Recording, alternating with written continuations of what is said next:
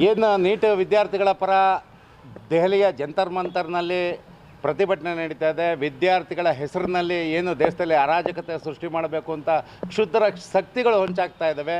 ಅದಕ್ಕೆ ಪೂರಕಂದಂತೆ ಮಂಡ್ಯ ಶಾಸಕರು ಏನು ಯುವ ಕಾಂಗ್ರೆಸ್ ಹೆಸರಿನ ನೇತೃತ್ವದಲ್ಲಿ ನಿನ್ನೆ ಒಂದು ಪ್ರತಿಭಟನೆಯನ್ನು ನಡೆಸ್ತಾರೆ. ಆ ಪ್ರತಿಭಟನೆಯಲ್ಲಿ ಶಾಲಾ ಕಾಲೇಜು ವಿದ್ಯಾರ್ಥಿಗಳು, ಯಾಕೆಂದರೆ ABVP ಆಗಿರ್ಬೋದು ಇಲ್ಲ SFI ಆಗಿರ್ಬೋದು, ಅವರು ವಾಲಂಟ್ರಿಯಾಗಿ ಯಾವುದರ ಸ್ಟೂಡೆಂಟ್ ಸಮಸ್ಯೆಗಳ ಇಟ್ಕೊಂಡು ಬೀದಿಗಿಳಿದ್ರೆ ಅದೊಂದು ಹೋರಾಟ ಅನಿಸ್ಬೋದು. ಆದರೆ ರಾಜಕೀಯ ಕಾರಣಕ್ಕಾಗಿ ಅಧಿಕಾರಿಗಳ ಮೇಲೆ ಒತ್ತಡ ಹೇರಿ ಅವ್ರನ್ನ ಪ್ರತಿಭಟನೆಯಲ್ಲಿ ಪಾಲ್ಗೊಳ್ಳುವಂತೆ ಮಾಡಿರ್ತಕ್ಕಂಥದ್ದು ಮತ್ತು ವಿದ್ಯಾರ್ಥಿಗಳ ಮನಸ್ಸಲ್ಲಿ ಒಂದು ವಿಷಬೀಜ ಬಿತ್ತುವಂಥ ಕೆಲಸವನ್ನು ಮಾಡಿರ್ತಕ್ಕಂಥದ್ದು ಇದು ಅಕ್ಷಮ್ಯ. ಹಾಗಾಗಿ ಇದು ಕಾನೂನು ಬಾಹಿರ ಅಂತೇಳಿ ಮಂಡ್ಯದ ಶಾಸಕರಾದಂಥ ರವಿಕುಮಾರ್ ಗಣಿಗ ಅವರ ವಿರುದ್ಧ ಜಿಲ್ಲಾಧಿಕಾರಿಗಳಿಗೆ ಒಂದು ದೂರನ್ನು ಕೊಟ್ಟಿದ್ದೀವಿ.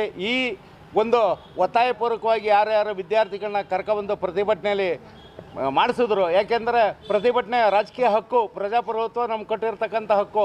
ಆದರೆ ಬಲಾತ್ಕಾರವಾಗಿ ವಿದ್ಯಾರ್ಥಿಗಳನ್ನ ಈ ರೀತಿ ದುರ್ಬಳಕೆ ಮಾಡ್ಕೊಳ್ಳೋಂಥದ್ದು ತರಬಲ್ಲ.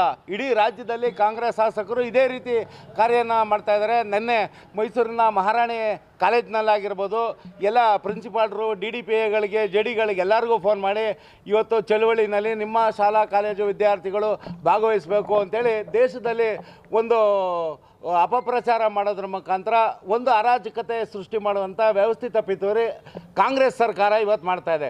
ಏಕೆಂದರೆ ಧಾರವಾಡದಲ್ಲೂ ಕೂಡ ಯುವಕರು ಪ್ರತಿಭಟನೆ ಮಾಡಿದರು. ಅಂಥ ಸಂದರ್ಭದಲ್ಲಿ ಅವ್ರನ್ನ ಮೃಗಗಳಿಗಿನ್ನೂ ಕಡೆದಾಗಿ ನಡೆಸ್ಕೊಂಡಿದ್ದು ಇದೇ ಕಾಂಗ್ರೆಸ್ ಸರ್ಕಾರ. ರೈತರುಗಳು ಪ್ರತಿಭಟನೆ ಮಾಡ್ತಿದ್ದಂಥ ಸಂದರ್ಭದಲ್ಲಿ ಅವ್ರಿಗೂ ಬೆತ್ತದ ಏಟನ್ನು ನೀರು ಕೇಳಿದ್ರೆ ಬಾಸುಂಡೆ ಭಾಗ್ಯ ಕೊಟ್ಟಂಥದ್ದು ಇದೇ ಕಾಂಗ್ರೆಸ್ ಸರ್ಕಾರ. ಇವತ್ತು ದೆಹಲಿ ನೀಟ್ ಎಕ್ಸಾಮ್ ಆಗಿದೆ, ನೀಟ್ನಲ್ಲಿ ಅಕ್ರಮ ನಡೆದಿದೆ ಅಂತೇಳಿ ದೇಶವ್ಯಾಪಿ ಚರ್ಚೆ ಆಗ್ತಾಯಿದೆ. ಆ ಚರ್ಚೆ ಆದಂಥ ಸಂದರ್ಭದಲ್ಲಿ 13 ಜನ ಏನು ಆಪಾದನೆಯನ್ನು ಹೊತ್ತಿದ್ರು ಅವ್ರನ್ನ ಬಂಧಿಸಲಾಗಿದೆ. ಯಾವುದೇ ಕಾರಣದಲ್ಲೂ ನಿರ್ದಾಕ್ಷಿಣ್ಯವಾದಂಥ ಕ್ರಮವನ್ನು ನರೇಂದ್ರ ಮೋದಿ ಸರ್ಕಾರ ತಗೊಳುತ್ತೆ.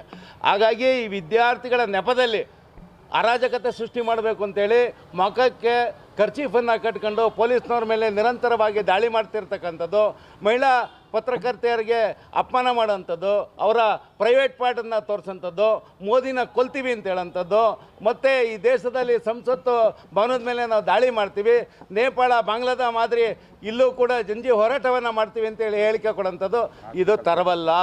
ಹಾಗಾಗಿ ಈ ಒಂದು ವ್ಯವಸ್ಥಿತ ಪಿತೂರಿ ಏನಿದೆ, ಈ ಪಿತೂರಿ ಹಿಂದೆ ಅಂತಾರಾಷ್ಟ್ರೀಯ ಷಡ್ಯಂತ್ರ ಇದೆ. ಇದನ್ನು ದೇಶವ್ಯಾಪಿ ಒಂದು ದುರ್ಬಳಕೆ ಮಾಡಿಕೊಂಡು ವಿದ್ಯಾರ್ಥಿಗಳ ಮನಸ್ಸಿನಲ್ಲಿ ಬೀಜ ಬಿತ್ತುವಂಥ ಕೆಲಸವನ್ನು ಕಾಂಗ್ರೆಸ್ ಮಾಡ್ತಾಯಿದೆ. ಹಾಗಾಗಿ ಇವತ್ತು ಜಿಲ್ಲಾಧಿಕಾರಿಗಳಿಗೆ ಒಂದು ನಮ್ಮ ಮಂಡ್ಯ ಶಾಸಕರ ನಡೆ ಏನಿತ್ತು ಅದೇ ರೀತಿ ಎಲ್ಲ ಶಾಸಕರ ನಡೆ ಇದೆ. ಅವ್ರ ನಡೆಯನ್ನು ಖಂಡಿಸಿ ಜಿಲ್ಲಾಧಿಕಾರಿಗಳಿಗೆ ಮನವಿಯನ್ನು ದೂರನ್ನು ಕೊಟ್ಟಿದ್ದೀವಿ.